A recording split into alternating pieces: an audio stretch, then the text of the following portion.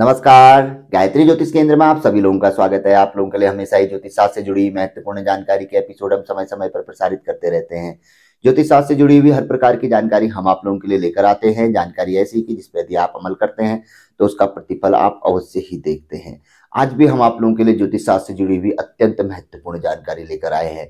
जानकारी है दो ग्रहों की ऐसी युति की जिस युति को ज्योतिष शास्त्र में बहुत बड़ी युति माना जाता है, और अगर यह युति जन्म कुंडली में बन जाए तो ऐसा व्यक्ति धनवान भाग्यवान अवश्य ही होता है। हम बात कर रहे हैं चंद्र ग्रह व शुक्र ग्रह की यदि जन्म पत्रिका में युति बन जाती है, जिसे ज्योतिष शास्त्र में बहुत से ज्योतिषी धनलक्ष्मी या महालक्ष्मी योग के नाम से भी जानते हैं जाना जाता है। इस योग को ज्योतिषी बताते हैं। तो चंद्र शुक्र की युति यदि किसी व्यक्ति की जन्म कुंडली में बन रही है तो किसी न किसी प्रकार से व्यक्ति के पास धन का आगमन रहेगा ही रहेगा, बचपन से ही रहेगा। मजबूत शुभ स्थानों पर बलवान स्थिति बनी हुई है तो व्यक्ति पैदाइशी धनवान भाग्यवान रहता है और भी आगे को वृद्धि करता है। अन्यथा यह योग बना हुआ हो जन्म कुंडली में किसी भी भाव में चंद्र शुक्र की युति, तो अवश्य ही व्यक्ति को किसी न किसी तरीके से यह आगे लेके जाती है। अब बात आती है कि यदि चंद्र शुक्र की युति है और हमें इसका कोई फल नहीं मिल रहा है तो उसके लिए हमें क्या करना चाहिए, तो उपाय आपको अभी हम बताएंगे, लेकिन उससे पहले थोड़ी सी बातें और इसके बारे में कर लेते हैं। चंद्र शुक्र की युति का अर्थ है कि दोनों साथी हैं, साथ एक स्थान पर बैठे हैं। इसके साथ साथ ही यदि दृष्टिगत भी है, एक दूसरे से सप्तम में बैठे हुए हैं, एक दूसरे की राशि में बैठे हुए हैं। जैसे मान के चलिए कि शुक्र कर्क राशि में बैठ गए और चंद्रमा वृषभ राशि में तो वैसे भी उच्च के होते हैं, या तुला राशि में बैठ गए, तो ये भी स्थान परिवर्तन योग भी युति में आएगा। और एक दूसरे से सप्तम में, क्योंकि पूर्ण दृष्टि रहती है, तो ये भी युति में आएगा। और साथ ही बैठे हैं किसी भी भाव में, ये भी युति में आएगा। जहां पर कोई यह शुभ हो रही है युति, तो समझ लीजिए कि यह अवश्य ही पूर्ण फलदायी योग है, जन्मजात फलदायी है और आगे को वृद्धि कारक योग है। और कहीं ऐसा बना हुआ है कि मजबूत नहीं है, कमजोर स्थिति में है, तो देगा तो सही फल, लेकिन धीरे धीरे देगा। यानी कि एक स्पीड जो रहेगी, एक ट्रेन की स्पीड रहती है, एक हवाई जहाज की रहती है, एक बस की भी रहती है, कार की भी रहती है, साइकिल की। अब ये लगा लीजिए कि मजबूत होगा बहुत अच्छी तो प्लेन की स्पीड में रहेगा कि भाई प्लेन में कम समय में ही बहुत अपार सफलता प्राप्त होगी। कमजोर रहेगा तो साइकिल वाली स्पीड बहुत देर में धीरे धीरे मिलेगा तो सही। तो अब यहाँ पर कोई है कि भाई देखो, हम ये कलयुग है, यहाँ पर को सब कुछ प्राप्त हर मनुष्य के लिए बनाया गया है। एक ही बार मौका मिलता है और सब कुछ वह कर सकता है, बस माध्यम ढूंढना है। तो माध्यम ज्योतिष शास्त्र निकाल के देता है आपको।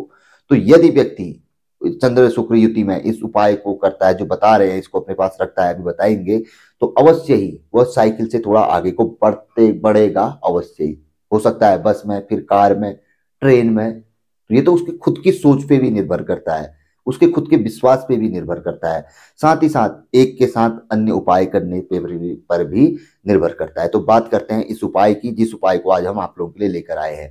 यदि चंद्र ग्रह व शुक्र ग्रह की युति हो तो ज्योतिष शास्त्र में बताया गया है कि एक चांदी का सिक्का, जिसमें एक तरफ भगवान श्री हरि विष्णु की का चित्र हो गुदवाया हो, दूसरी तरफ माता लक्ष्मी का चित्र गुदवाया हो। क्योंकि चंद्र ग्रह को भगवान विष्णु का प्रतीक या उनसे संबंध माना जाता है, और शुक्र ग्रह का माता लक्ष्मी के साथ संबंध माना जाता है, किसी न किसी प्रतीक इनको माना जाता है। तो एक चांदी के सिक्के में, गोल सिक्का, दोनों और एक ओर पे भगवान श्री विष्णु का, दूसरी ओर पे माता लक्ष्मी का सिक्का गुदवा है, इनका चित्र गुदवा कर इसको प्रतिष्ठित कर लें, किसी पंडित जी से इसको शुद्ध कर लें, नहीं तो स्वयं भी गंगा जल या दूध में इसे शुद्ध किया जा सकता है।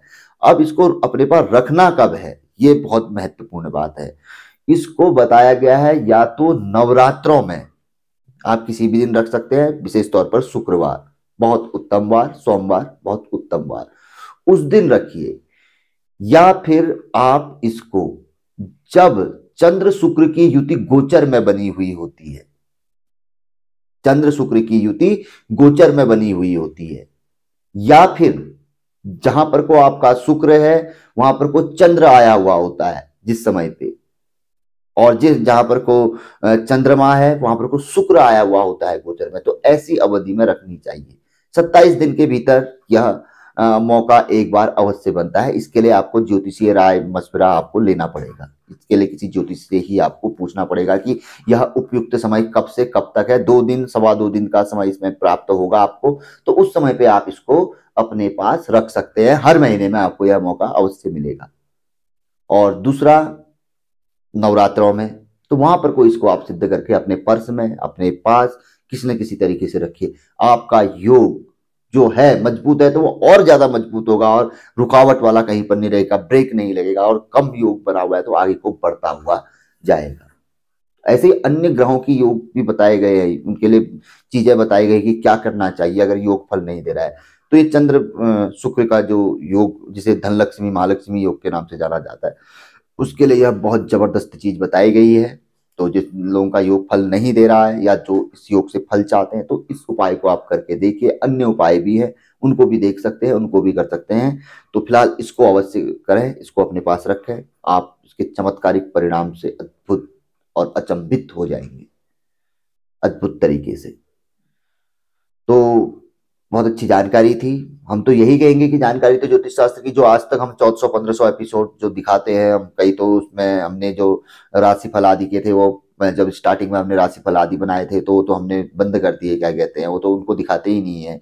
तो इतने एपिसोड जो हमने बनाए हैं, जानकारी सब एक से बढ़कर एक है। यदि आप अमल करते हैं तो हर जानकारी से आप लाभ प्राप्त कर सकते हैं। बात है आपके अमल करने की। तो आज की जानकारी पसंद आए तो जरूर आगे बढ़ाकर शेयर कर सकते हैं। नए लोगों से आग्रह रहता है, गायत्री ज्योतिष केंद्र के साथ जुड़े, चैनल को सब्सक्राइब करें, बेल आइकन दबाएं। बहुत अच्छी जानकारी है ज्योतिष शास्त्र की, हमेशा काम ही आती है। तो मिलेंगे ऐसी किसी बहुत अच्छी जानकारी के एपिसोड के साथ अगले वीडियो में। तब तक के लिए नमस्कार, जय श्री राम, जय श्री कृष्णा, ओम नमः शिवाय।